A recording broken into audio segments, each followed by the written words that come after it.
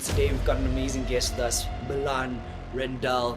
Experience working with the likes of Sishi, Mr. Easy, and Anati. I have the wonderful benefit of evidence. I wanted to help other people tell stories. You realized, oh flip, there is money in this. Learning how to sell basically opened the door for everything I've done. You could become a social media manager and make 25K a month just because you know how to use your cell phone. You know, oh, you really want to do this thing? All right, dude. 9 out of 10 people don't actually give a shit. How did you do that, and how did you take that practice and put it into purpose? Sure.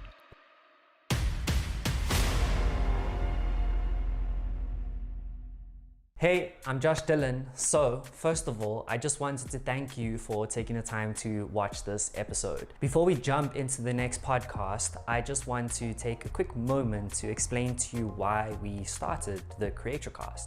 4 years ago, I founded a company with the goal of connecting Africa to the digital economy and the world to Africa. Over time, we realized that this challenge was a lot greater than what we had expected. In order for us to achieve this vision, it required something extremely important: community. It takes a village. That's why we started the CreatorCast, to create a space where we can interview and profile the members of our community and share how they are connecting themselves to the economy and others too. So that's how the CreatorCast became a thing. We made this podcast with the hope of illuminating what is possible for our people and inspiring you to join the African wave yourself. So, I'm gonna tell you a little bit more about what this vision is, but I'm gonna tell you at the end of the podcast, and I'm gonna let you know how you can get involved too. Until then, let's hop onto the wave. Let's start this journey of elevating Africa. It's a pleasure having you here. Let's get into it.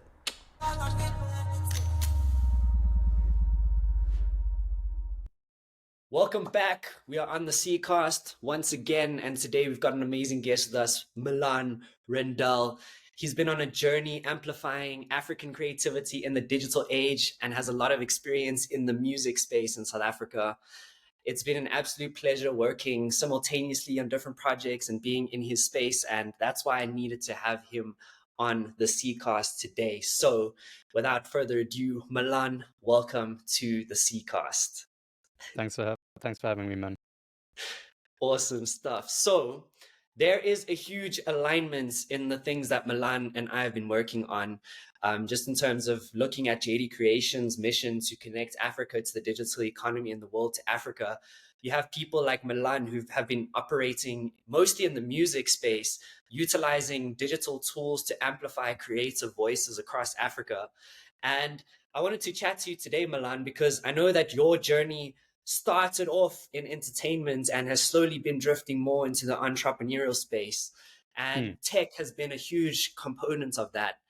But before we jump into that journey, I wanted to go back to the beginning. And I want to find out just a little bit more about your background, because I know that you have had a diverse background growing up in Cape Town. I mean, South Africa is on its own is a melting pot of just cultural diversity and multiple different languages and cuisines, etc., etc. So I wanted to ask you, Milan, what does your background look like, and how does your multicultural upbringing affect your appreciation for different genres of music and style for art and influence the work that you're doing today? It's a good question. I think probably acceptance. That's probably the number one thing, right? Like growing up with an Indian mom and like a white dad and plus our cousins in Cape Town, but then traveling to Joburg for, school holidays to spend time with my cousins and like getting to understand the culture through them, and getting to understand like sort of the traditional components of what it means to be an Indian through my mother's side of the family, and then also getting to learning how to boil vegetables from my dad's side of the family. I'm playing, but yeah, like it was good. Like it was one of those things where we'd always have multiple perspectives on political goings on. We'd have multiple perspectives on what's going on in our neighborhood or in our family. So discussions across the dinner table or around the Christmas table were always very um, contentious, heated, but at the same time there was like a spirit of acceptance because we're all family. And so growing up, I guess like what it did for me was provide me with an opportunity to take multiple viewpoints on an issue. One, to learn to accept and to understand that, you know, people have different experiences in life, and those experiences shape the way they see the world. And there's something beautiful about the way that people see the world as given by the experiences they've had, you know. And so what it did for me was create like this both acceptance but spirit of curiosity, you know, um, wanting to know how other people see the world, I guess. And that's kind of been a golden thread that's carried me through my life, just basically going and finding interesting stories from people. Now obviously more in the entertainment and music space, but before that it was visual arts. I was like really, really interested in visual art, and drama. I did drama in school. So yeah, it just was one of those things that created this golden thread that's kind of come all the way from that place to where I am now. Yeah. And you know, in South Africa, a lot of the problems that we have are centered around having so many different cultures, right? Because often when you come from different backgrounds and you have these different perspectives, it can become quite difficult to relate to one another. And it often comes up with disagreement. So in my family, for example, I mean, we kind of have a shared culture, but already there's certain things that happen within the family, and everyone knows about family issues and arguments Yes. and blah blah. So I can imagine, like, what I'm hearing from what you're saying is like you guys have a multicultural family, but you've still beyond that you've managed to find ways to work around those issues and to Mm, view things from different perspectives.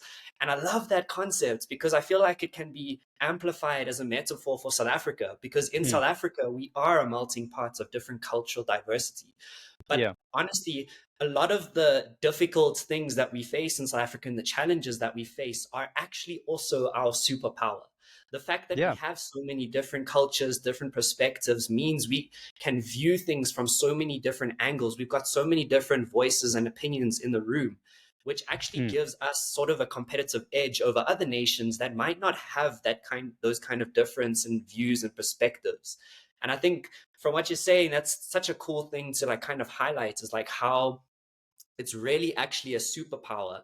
And I think yeah. that's also kind of, from following your journey and seeing what you've been working on, that's kind of what I can see carries through in your story. Mm, Just to continue that, right? So you mentioned that you have started off with a lot of interest in like visual art. How did you get from like visual to music and now managing artists? Like, I mean, you've got experience managing artists like Sishi. You've worked with artists like Mr. Easy, yeah. Anati. So Yeah. you've worked with some big names in the industry. So how do you go from being someone who's interested in visual arts, a young student, coming from this multicultural, diverse background, Mm, into now the more of the music space? And then I also know you've got experience in the marketing and digital space as well. So how did yeah. that journey kind of like start from home to where it is today? Geez, bro, you're asking me like for my biography here, man. It's great. I To be honest with you, the story is different every time I tell it. Like, and if I were to write it down for you today versus next week, I'll probably remember something, some pivotal moment that I'm not going to be able to remember right now. But one thing I guess that comes to mind when you're asking that question is I I wanted to help other people tell stories. Mm, So for me, I like from school, I was very interested in visual art. Um, and I would like talk to people, and then I would like draw and paint um, their experiences, my interpretation of their experiences. Obviously, it's never. I mean, I don't have their subjective point of view, so it was always my interpretation of. And I would write. I would write a lot, like poetry and creative writing. I went to a very different kind of school. It was very an arts oriented school. Um, wasn't like a mainstream school, and so that provided a lot of space for me to explore the creative arts. Mhm. Um, and I just found solace in it. Like I wasn't the I wouldn't say I was the coolest kid in school by any stretch of the imagination. I was a bit of an oddball, like a bit of a weird kid. Obviously, I mean, I had friends, and I enjoyed my school career, but I think arts are a place where I go to find a community and feel like a sense of belonging, and it was always that for me. And I guess like I kept going further and further down that route. Um, and that's kind of like how I've come to where I am today. Like just continuing to, because I created like a community for myself in the art space, like right from school. I would invite friends around, and like we'd have jam sessions like musically, and before that I would have friends invite them to like drumming circles. I'd find drumming circles, or we'd like paint in the garden, and I was like a very different kid. Like other kids were out there playing sports and stuff. I mean, I did play sports, but it wasn't like the thing that piqued my interest. So I just always enjoyed it. It was like a space where I felt at home, and like very comfortable and happy in my skin. And I thought to myself, like, damn, if other people had the opportunity to feel this okay with themselves and like happy in their skin, and like I think the world would be a better place. And so I just started, you know, working with people who also wanted to tell stories and share their creative gifts, which I guess I can't really explain. I don't know where creativity comes from, um but I guess we all know. I mean, you'll know as well, like you find a sense of belonging when you create. And I don't know where that comes from, but it's it's special for me. So that was always the kind of thing that kept calling me back and calling me back and calling me back. So it's felt like a calling, even though if I track back and I look at it, it's been super non-linear. Like I was in drama things, and then I was fucking painting things, and then I studied film with Abo, Oh, and then I did music thing. Like, dude, I've tried I've tried like a broad spectrum of stuff. yeah. Um, and yeah, there was a period of time I got lost. Like I thought I would like to be somebody. I wanted to maybe to be a producer, name producer, put my tag on things, be an artist, producer. And I guess like that was 2020 for me. I realized in that year that I actually I didn't want that I didn't want to be known. I really enjoyed the studio space. I enjoyed being in the background. I enjoyed management, because it's also like management is so creative. I think people don't realize how creative it is. You're now helping somebody create a life, not just music or art. Um, and for me, it was just like another extension of this journey of helping people to create. So I guess that is a long answer to a short question. No, thank you for that, Milan. And I wanted to ask you, so a lot of people, they find what they're passionate about and they find what means a lot to them, but they often tend to neglect it in terms of viewing it as a career. Yeah. So, for example, you get a lot of people who find that they're passionate about music, and or maybe they're passionate about painting or visual art, Mm, and they feel pressures on themselves to kind of go a different route, because traditionally speaking, if you want to become an artist or musician, you're going to find it difficult to make money. It's a hard career to pursue in the eyes of a lot of people and a lot of mm. parents. And Yes. we often have this like influence that comes from our parents, where they want the best for us, because the best Yes. for us, put their mind at peace, right? Yeah. So when their child decides, oh no, I'm going to go and pursue this career as a like managing musicians, or I'm going to Mm. pursue this career selling paintings, or whatever it may be, they often are discouraged to do so. Was there a point in time where you realized, like, I have this passion and this is where my purpose lies, but I don't really know if I can make the money from this, because this is what you do today. This is your career now. Was there a point in Yes. time where you realized, oh, flip, there is money in this? Like last week. Ah, No, I'm playing. I was set out to explore this as an entrepreneurial venture. Um, I didn't know how I was gonna make money. I didn't know where the money was to begin with. Um, but I knew that I knew I had to give it a shot, right? Like it was something I felt very strongly about, and I was around 16 at the time, actually. So I just did all the research I possibly could, read all the books I possibly could, watched all the videos I possibly could. Um, and I went to industry mixes, so like went to go and meet people. I went to like networking events, completely uninvited. I just fucking showed up, um, and just asked for help basically. And people were just really good to me. I think when you're young, there's a bit of a wow factor. Oh, you really want to do this thing? All right, dude. Like, sure, I'll give you a hand. I'll talk to you. I'll share what I know with you.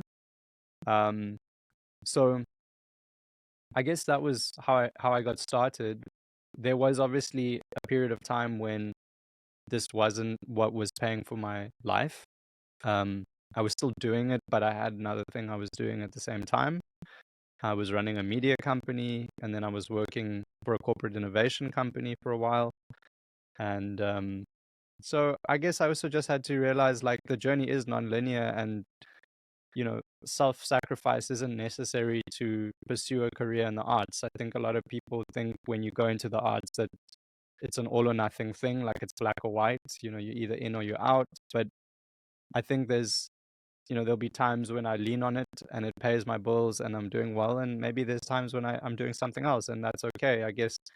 Um, for me, it's just about doing whatever I need to do to keep creating and keep adding value and keep telling stories. A book that really changed my life was a book called Big Magic by Liz Gilbert, who wrote Eat, Pray, Love. And it's basically a story about how she uses herself and her experience as a sort of a blueprint to illustrate the creative journey and living a creative life. And the emphasis is really on living. Like, just because you want to be an artist or you want to be an entrepreneur, you want to be in the space, doesn't mean you have to stop living your life. Like, balance is important, and it's a very long road. I've been very lucky. 25. I'll be 25 in a few days' time.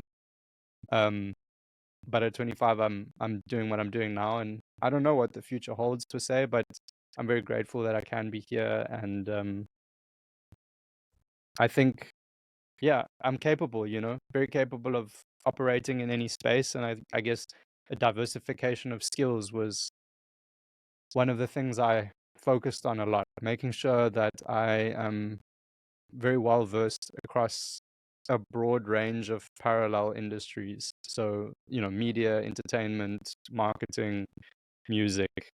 So I can, if I need to, lean on any of those, I can, if finance is required. for sure. Yeah. And the one thing that I've also learned about money is money comes and money goes. And it's not the be all and end all of your career. What actually matters is the consistency behind it. And when you're consistently pushing towards a vision or towards some sort of goal or objective, what matters is the consistency behind it. So yes, money is an element of that consistency, but money comes and money goes, and we can't make decisions out of fear. I've seen a lot of people make decisions out of fear, and that's something that I don't see in you, because you mentioned now you were going to these industry events uninvited. Like, if you're Yeah. going to that, like, you're obviously not making choices out of fear, because that's a very scary situation to put yourself in. But it seems like there's something more that was kind of like driving you to do Yeah. that. And through a lot of the conversations that I've had on this podcast, it often comes down to this conversation of why. Because Mm. like when things are tough, when the money is not flowing, but now you're constantly putting in 24, 25-hour days of work and money isn't coming in. The only thing that kind of you have to rely on and that pushes you is that why. So I wanted Yeah. to ask you, Milan, what is your why? It's to be a catalyst for stories. You know, Yeah. I in every space I'm in, that's what I do. Someone has a story or a message they need to deliver, and I am the guy who helps them figure out how to do that in the best way possible. Awesome. Yeah, man. Like I think obviously there are times when I'm scared, of course.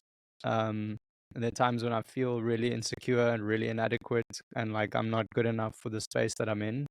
And a lot of the times I gotta just pulse check myself. Like a lot of that insecurity, a lot of that fear, especially when I was a lot younger. And it still comes up for me sometimes now. In fact, it came up for me like last week, Wednesday, dude. Shit, I had a big realization, light bulb moment. But anyway, a lot of that fear comes from when I think I'm somebody, you know, like I think, and I get present to like what other people might think and keeping up appearances and this whole sort of social media kind of notification world we live in. And that's for me a lot of where the fear comes from, is that sense of needing to be somebody versus that I'm actually just myself, and I'm on an earnest pursuit. And I guess that's like the reframe for me, is like it's an earnest pursuit.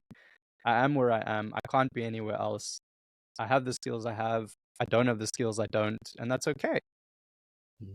Like it's really okay. Like people are not scrutinizing me. Like most nine out of 10 people don't actually give a shit. Like no one's Right. looking. You're all No worried one about how cares. people are looking at them.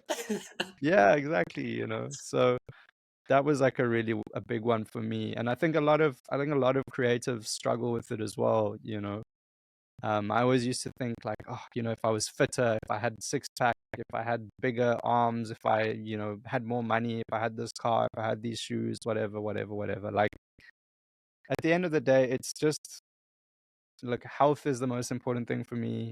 Balance is the most important thing for me, and contentment or peace is the most important thing for me. Like if I can have those three things in my life, you know, then I'm live a good life. Like I don't, if I never buy a BMW M5, like that's fine.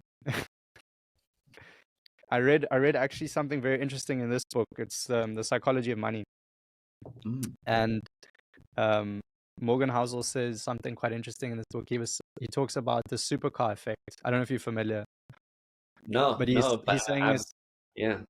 essentially like when you see a supercar driving along the road, right, and you're on the street, you don't stop and think to yourself, geez, I'm sure this guy is a good husband.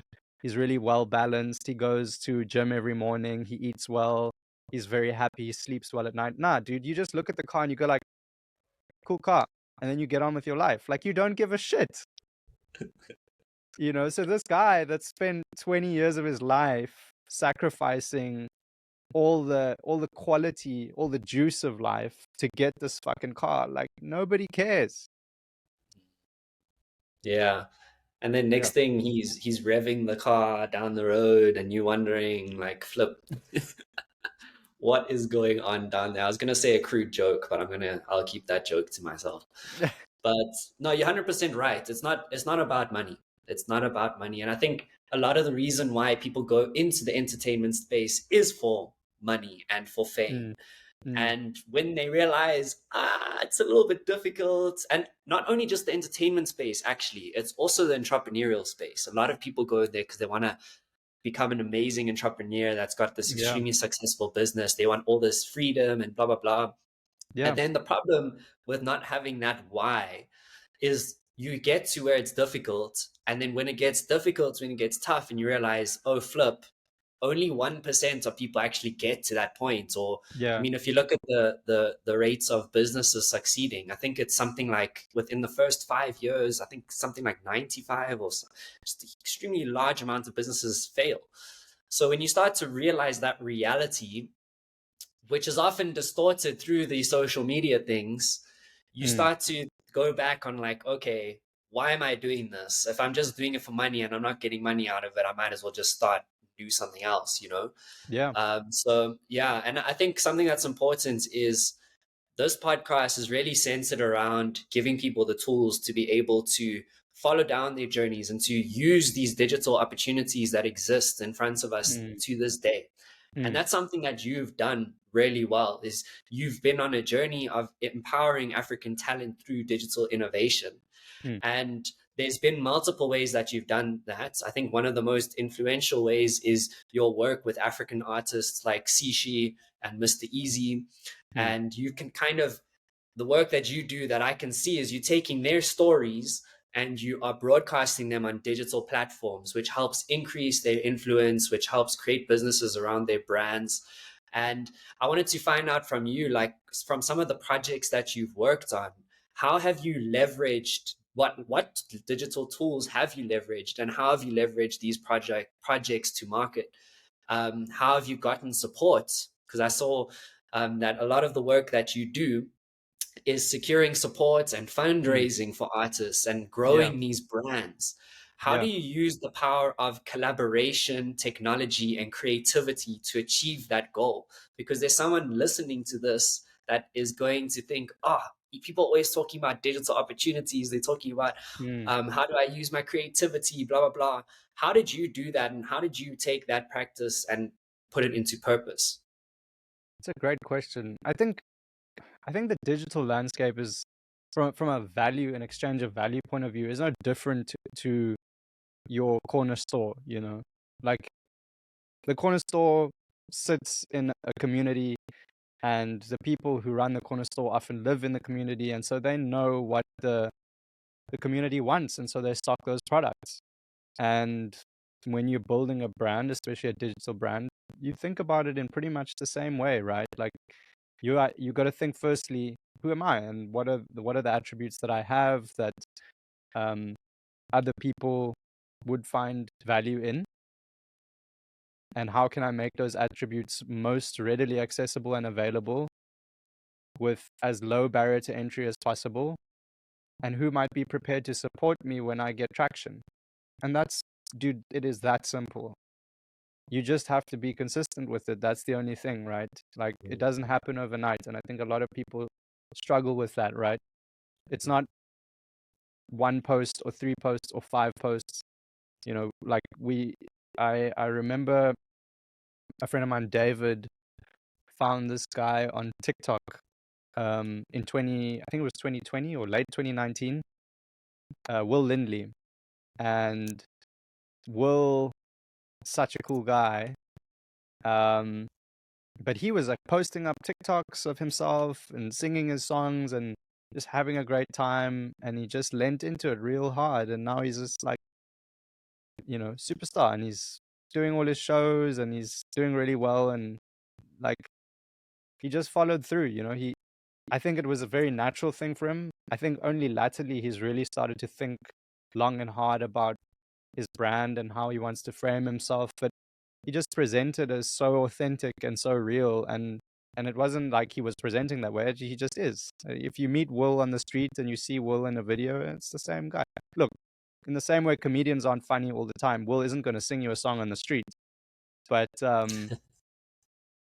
he's a good dude, and you can see that from his socials. I'm sure he appreciates you saying that, because after this, I'm sure a lot of people are going to be going up to him, telling him to freestyle a verse for him or something like that. He's gonna But yeah, message me no, and be like, Will dude, is an why? excellent. Yeah, he's gonna come for you, Milan.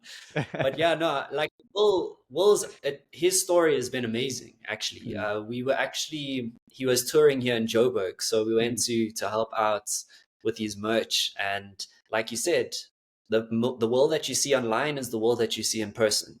yeah.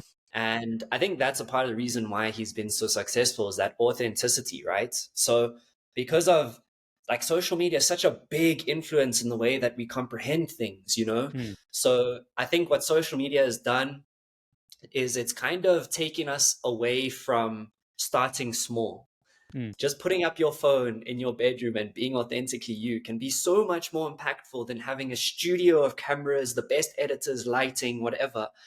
at the end of the day, whatever it is that you're putting out there, Mm, is the purpose of it is to influence or impact people. Because mm, if it's not doing that, it's not going to resonate with people. And then all these other stories about building your brand and getting certain campaigns or whatever it is that you're trying to mm, do, those are mm. all negligible. All of it is based on how you are able to impact people, and that's dependent on the value that you have to offer. And Yeah. if you're going to try and be someone that you're not, that is going to come across on camera. And I think that's also where a lot of people struggle, is they see what's out there and they try to imitate that and be that, not knowing that there's already a Will. There's already a Will Linley in this world. The world doesn't need another Will Linley, but maybe the world needs another you. And I think that's where a lot of people struggle. Talking about struggle, being on this journey, I mean, you've been in the entrepreneurial space, you've also been in the creative space. I want to find out from you, Milan, what has been the biggest challenge that you've experienced along your journey? Sure.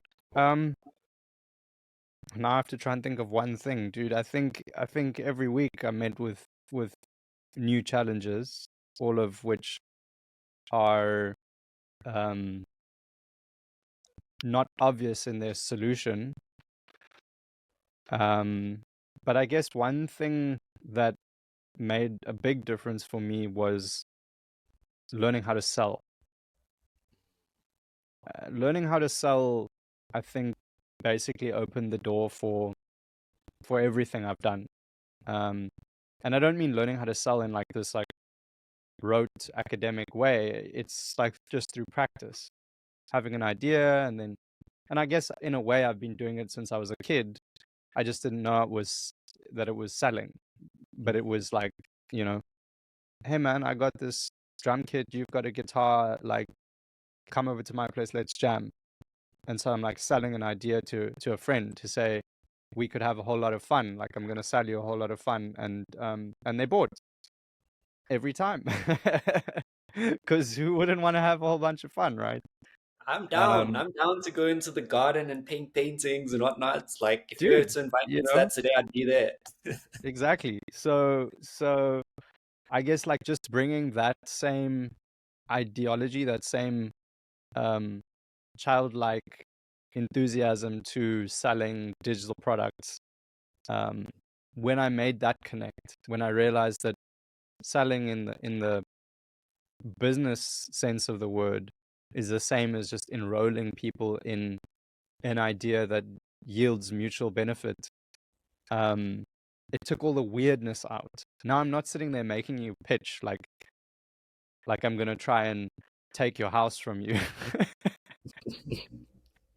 I'm Buy my saying soap. exactly by myself. No, I'm not doing that. Like I'm thinking about the way in which I present ideas um, from the other person's point of view, but also very honestly representing what's in it for me. And I have the wonderful um, benefit of evidence now where I am in my career. You know, I think in the beginning I didn't have a lot of evidence, so I didn't have a lot of confidence because I think it was Alex Hormozy who said um, evidence builds confidence, and it's true. Like the more you do, the more confident you become. And so in the beginning, it was a bit weird for me. It really felt like I was convincing people to do things that they didn't want to do. Um, and if I look back on it now, the reality was they actually did want to do it. I didn't have to sell it so hard. I didn't have to be so weird about it. So yeah, learning how to sell and then trying to understand, or not trying to, actually going and doing the work on myself and getting more and more comfortable in my skin, and approaching this as an earnest journey and being okay with where I'm at. Like, no need to, like, I'm not gonna, you're not gonna call me, I'm not gonna say I have a team. I don't have a team. Like, it's just me, you know, and I'm okay with that. No issue with it. I don't feel like I need to be bigger than I am, or, you know, smarter than I am. Like, mostly I don't have the answers, and people are like, oh, so what are we gonna do? I'm like, I don't know. I'm gonna go and think about it. I'll call a few people, and then I'll get back to you. Um, So just taking it a step down and approaching it earnestly, being okay in my skin, that's helped me to selling has unlocked a lot for me. Yeah. And it comes back to that authenticity. It comes back to the authenticity, and it comes back to starting off small. So like when you were mentioning now about how there's no team behind everything, it's you mainly sorting out or addressing a lot of the issues that your artists are facing. Mm, Um, that also comes with starting small and being okay with that. So mm, we often see people doing amazing things. You want to jump right in into the deep end and do those amazing things.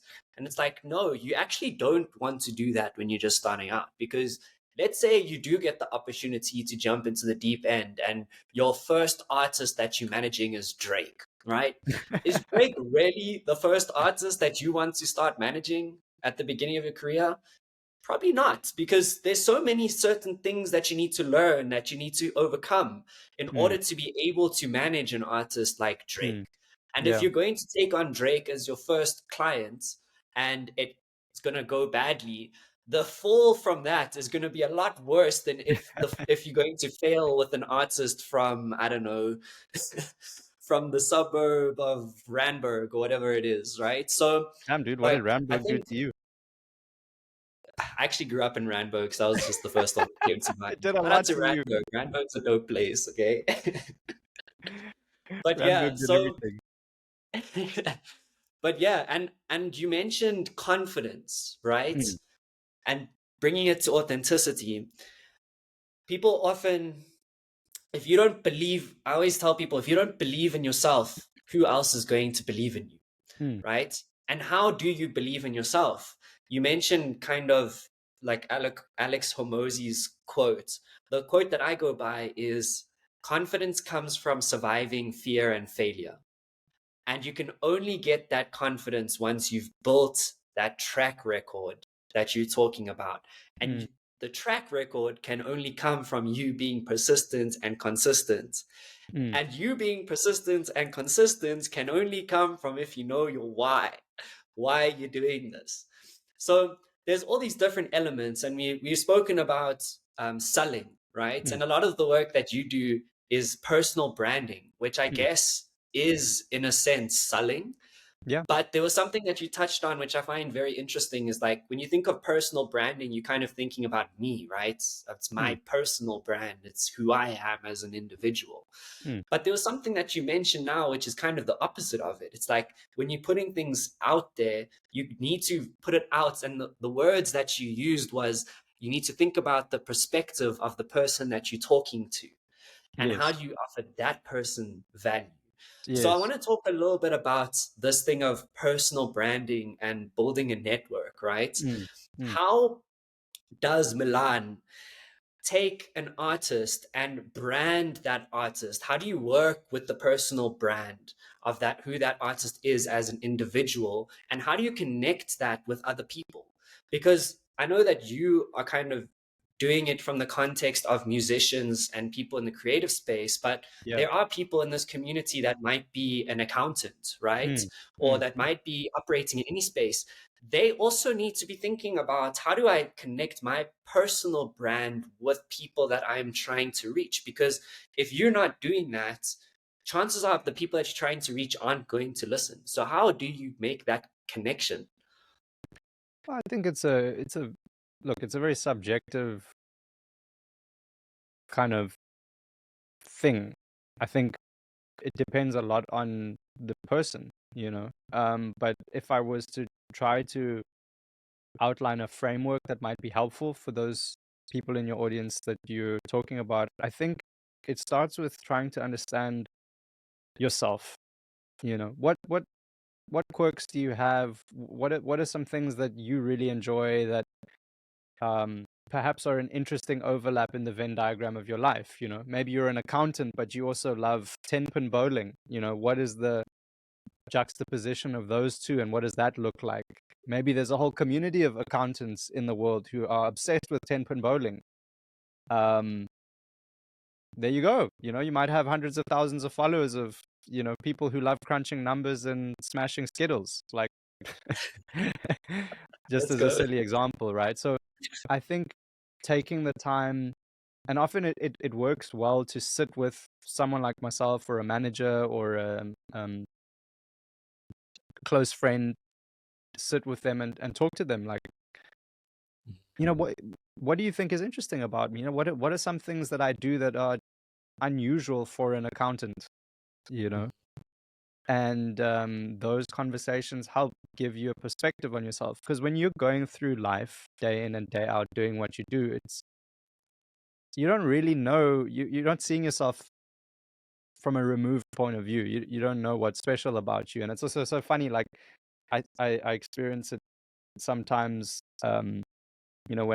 When I see family that I haven't seen in such a long time, and they go like, "Oh, you've changed so much, you've grown," or like, "You're doing so well," and I'm like in the middle of the worst week ever, and like I haven't been to the gym in like you know forever, and I'm feeling like shit, and they're seeing me like this, magical, like something incredible has happened. I'm like, no, but they just have the perspective.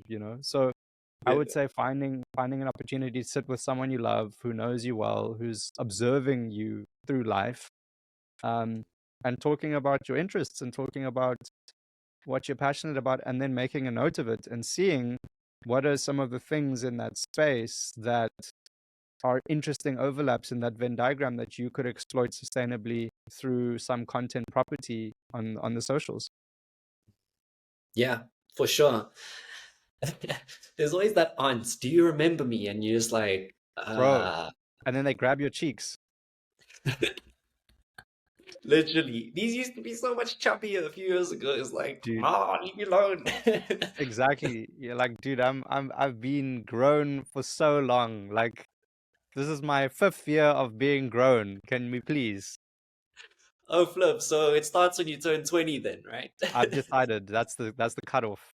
That's the cutoff for being a kid. Okay. You know? Also, adulthood Fine. is just a bunch of signaling, bro. Like that's also one of the big realizations for me. Like, dude, no one is an adult. Bro, literally, go ask an adult, like, what do you do and why do you do it? They'll just be like, bro, I don't know. I'm trying to figure this thing out myself. Like, Exactly. no one has all the answers. And I think, yo, dude, it gets so distorted in the social space, because Yeah, it seems like everyone has all the answers. It's like, bro, no one knows what they're doing, like dude. how, what works, what the And the answer pace of is. life for people is different. Like we have a very rigid perspective on growing up, on masculinity, on all of these things, right? Like, fuck, I moved out, but I still eat at my mom's like most nights of the week. Like, I Yo, love her you're food, living I a love her nice life. company, I love my family. Like, I'm very attached to them. I think John Bellion is also such a cool. He has a song where he says, I can't remember the exact lyrics, but I'll paraphrase. He says something like he's got $1 million in the bank, but he still lives at home. Could buy a couple cribs, but he wants to crash, something like that. Like, I think it's cool. Like, there's no rush. Life is long. Yeah, do what makes you happy. Or I think maybe not do what makes you happy, but more do what makes you fulfilled. Because it's not Yeah, possible to live in a constant state of happiness. And you need to have unhappiness to understand what happiness is, right? So exactly. I think the key is that fulfillment. Um, and I think, yeah, like a lot of people in South Africa especially are struggling to find that fulfillment, to find that happiness. And I think a lot of Mm, it stems from a lack of belief because we're mm, dealing with so many like issues in our mm, country or in the mm. world. To be honest with you, it doesn't actually matter what country you're in. Yeah. If you go wherever it is, there's going to be problems. And Mm, things at this point in time feel a lot more difficult than what I remember from like my childhood, for example.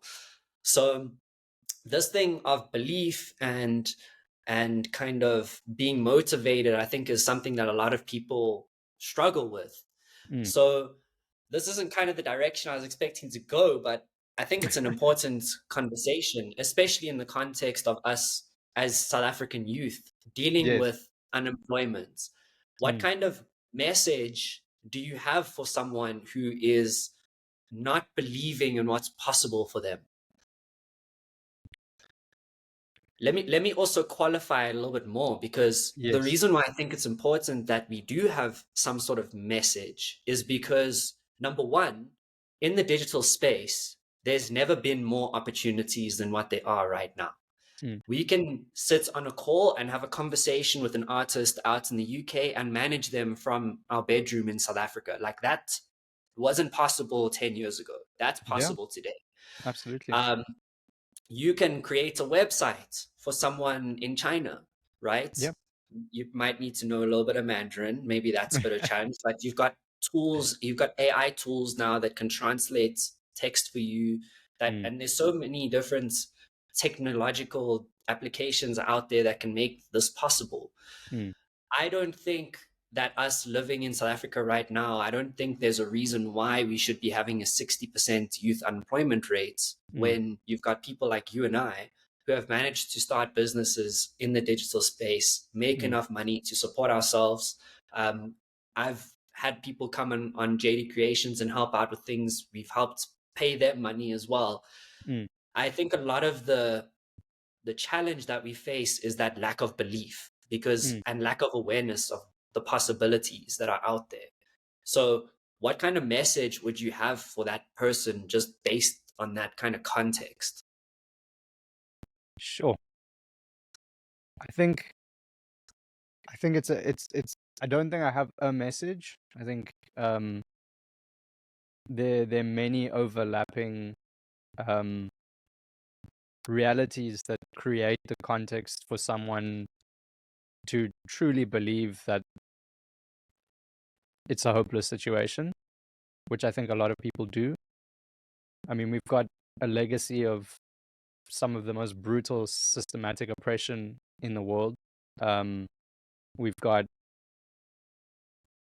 extremely traumatized parents raising extremely traumatized children in really, you know, underserviced, unsafe environments. We've got a government that, for the most part, doesn't give a shit, and a sore lack of leadership. Um, if I could, I would invite people to read Steve Biko's Black Consciousness. I think, Mm. I think starting there, starting with a sense of trying to discover one's inherent sense of self-worth, that every human being is good enough inherently and matters inherently, is probably a good place to start. It sounds trivial and philosophical and like, well, how are you going to tell kids who can't even read to read something? Like, I know there will be many arguments that can be made to counter this, but for me, it starts with people believing they're enough, because until that point, it is really a hopeless situation. Yeah, for sure. And just bringing back the conversation to one of hope, because the most needed conversation in a hopeless situation is a conversation around hope. Mm. In your space, what kind of opportunities have you seen that have come with these technological advancements that we're seeing today? Dude, like, I mean, any number of opportunities. Like, you could become a social media manager and make 25K a month just because you know how to use your cell phone. Like, that's crazy, dude. 25K a month before social media was like a professional job. You studied some 4-year degree to do that, and you didn't get in there at entry level at 25K, right? Mm. Um, Similarly, like, just in terms of what I've experienced, if you've been lucky enough to cultivate a decent sized audience, you can solicit, brand deals, brand partners, place products in videos, in content properties that you create, and you can make, sure, on an unlimited amount of money, man. Like, really, like, the sky is the limit. Tactful you are about representing the value you can provide, and how smart you are in relation to your network, like how you leverage the people you know against the audience you have access to. And I think like management is a cool space because you are working with people who have brands. And like the thing about artists and pro athletes and celebrities is like most of the time, not all the time, but most of the time, they've become popular for a thing that they're good at. You know, they've done something noteworthy that's brought them eyes, you know, and that's their craft. Their craft is not to determine the best strategy to leverage their audience for some commercial consumer brand. And that's where people like myself come in, because I have the view of the consumer brand, and I can see how just in the space of 2 or 3 conversations, we can create, you know, real equity and liquidity for the creator on one side, and real value for the brand on the other side. And obviously, I get to take a little bit off the table as well for having the insight and having the proactive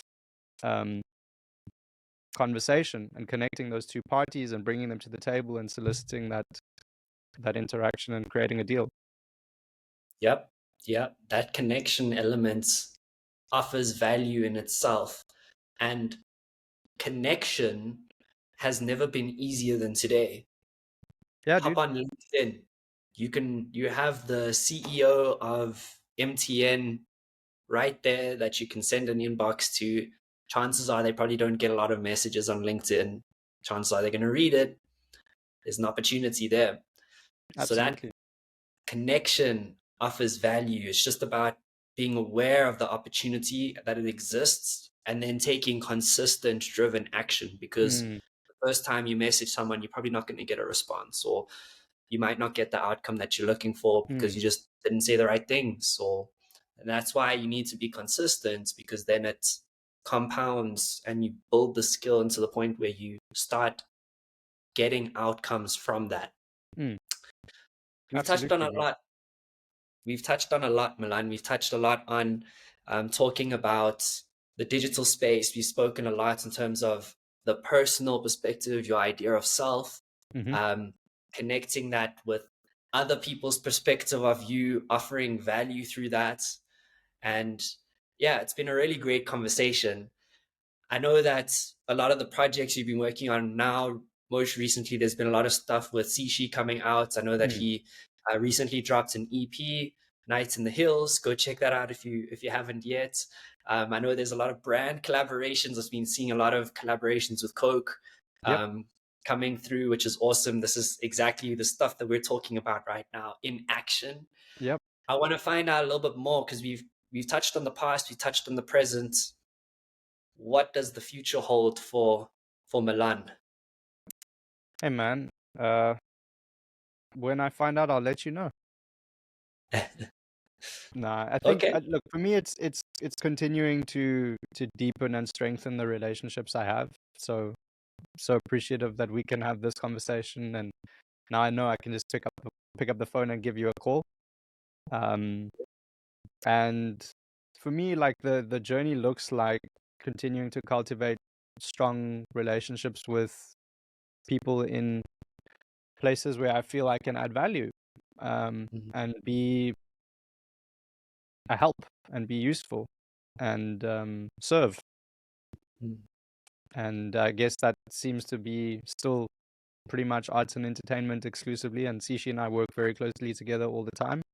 And we're building a company at the moment, an IP company at the moment. And so that's the vehicle through which we're expanding and moving into the space.